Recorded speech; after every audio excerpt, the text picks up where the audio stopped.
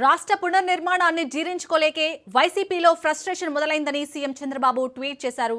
రాజకీయ పార్టీలు రాజ్యాంగబద్ధంగా వ్యవహరించాలని అన్నారు. శాంతి భద్రతల విషయంలో రాజీ పడేది లేదని, ఉద్రిక్తతలకు దారితీసే చర్యలను సహించబోమని స్పష్టం చేశారు. చట్టం ఉల్లంఘిస్తే పార్టీతో సంబంధం లేకుండా చర్యలు తీసుకుంటామని హెచ్చరించారు. ప్రజల భద్రతే అత్యంత ప్రాధాన్యమని చెప్పారు. పోలీసులు నిష్పక్షపాతంగా వ్యవహరించాలని సీఎం చంద్రబాబు తెలిపారు.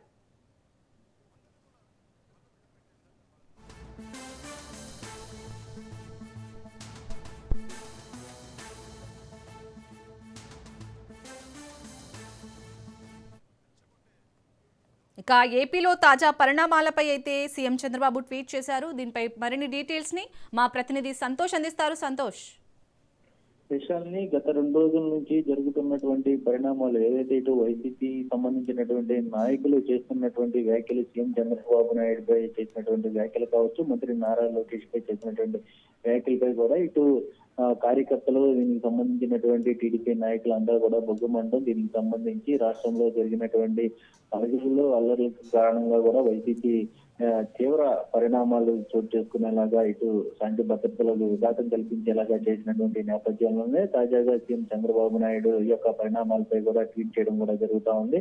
రాష్ట్ర పునర్నిర్మాణాన్ని జీర్ణించుకోలేకే వైసీపీలో ఫ్రస్ట్రేషన్ మొదలైంది. దీనికి సంబంధించి ఇప్పటికే ఏపీలో పరిశ్రమలు, అదేవిధంగా పెట్టుబడులు, అభివృద్ధి, సంక్షేమం వేగంగా పుంజుకుంటున్నటువంటి నేపథ్యంలోనే దీనికి సంబంధించి ఏదైతే కూటమి ప్రభుత్వం అధికారంలోకి వచ్చిన అనంతరం కూడా రాష్ట్రం శరవేగంగా అభివృద్ధి దిశగా తీసుకెళ్తున్నటువంటి నేపథ్యంలోనే వైసీపీలో ఒక ఫ్రస్ట్రేషన్ రాజకీయాలు మొదలవుతున్నాయంటూ కూడా ఇటు సీఎం చంద్రబాబు నాయుడు ట్వీట్ చేయడం కూడా జరుగుతూ ఉంది.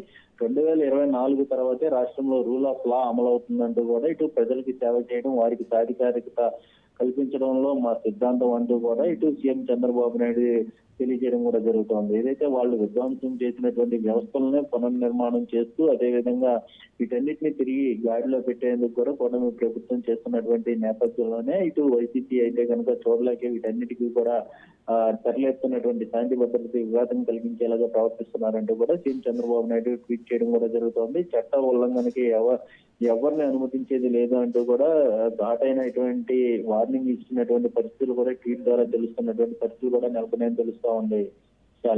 Right, thank you Santosh.